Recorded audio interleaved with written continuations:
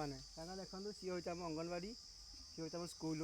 କାରଣ ଦେଖନ୍ତୁ ଏଇ ଯେଉଁ ମାଟି ରାସ୍ତା ଆପଣ ଦେଖୁଛନ୍ତି, ଏଇ ରାସ୍ତା ପାଇଁ ବର୍ତ୍ତମାନ ସିମେଣ୍ଟ ପାଇଁ କାମ ହେଇଛି।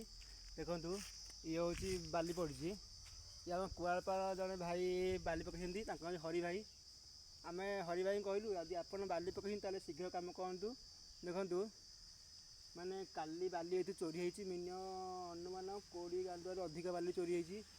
ବର୍ତ୍ତମାନ ଗାଣ୍ଡୁଆ ହିସାବ କଲେ ବର୍ତ୍ତମାନ 15 ଟଙ୍କା ପଡ଼ୁଛି। ସେ ଯଦି ଦିନକୁ ବାଲି 20 ଗାଣ୍ଡୁଆ ଚୋରି ହେଲା ତାହେଲେ ଦେଖନ୍ତୁ ଆଉ ଯଦି ଅଳ୍ପ ଦିନ ରହିବ ନିଶ୍ଚିତ ଏଥିରୁ ଅଧା ବାଲି ଖାଲି ହେଇଯିବ। ବୁଝିପାରିଲେ? ମାନେ ସ୍କୁଲ ଅଙ୍ଗନବାଡ଼ି ଡେଭଲପ୍ ପାଇଁ ଆସିକି କାମ ପାଇଁ ମେଟେରିଆଲ୍ ପଡ଼ୁଛି, କିନ୍ତୁ ମାନେ ଲୋକମାନେ ତାକୁ ବି ଛାଡ଼ୁନାହାନ୍ତି। ହରି ଭାଇକି ଆମେ ଏତିକି ଅନୁରୋଧ କରୁଛୁ କି ଯଦି ଆପଣ ବାଲି ପକାଇଛନ୍ତି ଶୀଘ୍ର ସେ କାମ କରନ୍ତୁ, ନହେଲେ ନାହିଁ ବାଲି ଗାଏବ ହେଲେ ଆମକୁ କିଛି ଜଣେଇବେନି। କାରଣ ଆମେ ଦିନ ଯାକ ରହିବୁ, ରାତିରେ ଶୋଇବୁ। ଆମେ ରାତିରେ ଚୋରି ଆମେ କରିବୁ।